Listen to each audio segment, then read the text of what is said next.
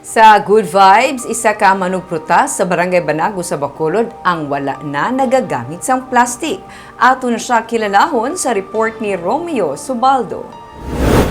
Si Nanay Luneng o Konsilyo Nisa Tapion sa Barangay Banago sa Bacolod, mga isa na kadekada nga nagabaligya sa prutas sa ilang ugsaran. Saksi siya sa pinanaka mga pagbaha sa ilang lugar bangod, malapit lang sila sa baybay nagapuyo. Sulo sa kay Nanay Luneng, sang sini nga pandemic, mas nagbakal na ginang iya prutas nga ginabaligya. Halos tanan maruyag magkaon sa prutas.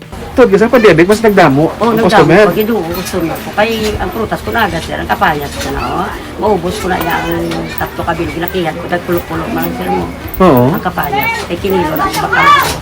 Sa 25 ang kilo. Ginakihan ko. Isa kabilog na sir, 2 kilo. Inang makihat ko na 8 kakihat.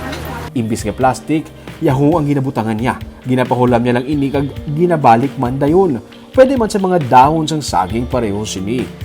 Inibangod ginbato niya man ang hangkat sang wala usik economy nga nagakampanya sa pag-untat na sa paggamit sa single-use plastic. Nahangpa niya kung nga hindi siya dapat magamit sa plastic. Para sa malayo kami sa baka, kaya rin kami kagbaybay mo. Kung ang plastic na ini yan, dali gina nga magtipon sa baybay ang plastic. Madali kami gibabahaan. Kamu gyapon ang apektado? Kami apektado gyapon. Bilang kabaylo sa iya nga pagbaton sang hangkat, gintagaan siya sang wala usik sang wash area para sa iya nga mga prutas kag gi-makeover pa ang iya nga tiyanggi. Kung kinilo-kilo nga mga prutas ang iya ginabaligya, may net man siya nga ginapahulam sa iya nga mga customer. Dahon ka saging? Dahon saging. Dira mo na ginabutang? Dira na lang ginabutang. Kung masilita plastic, hindi ko plastic, dahon lang. Dira na ginabutang? Nababon na sila. Dahon.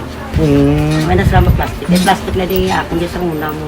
Kung sa tuan ay yara sa pouch ang ginabaligya niya nga mga mantika, patis, kag langgaw, karon may mga lipid naman siya nga ginapahulam.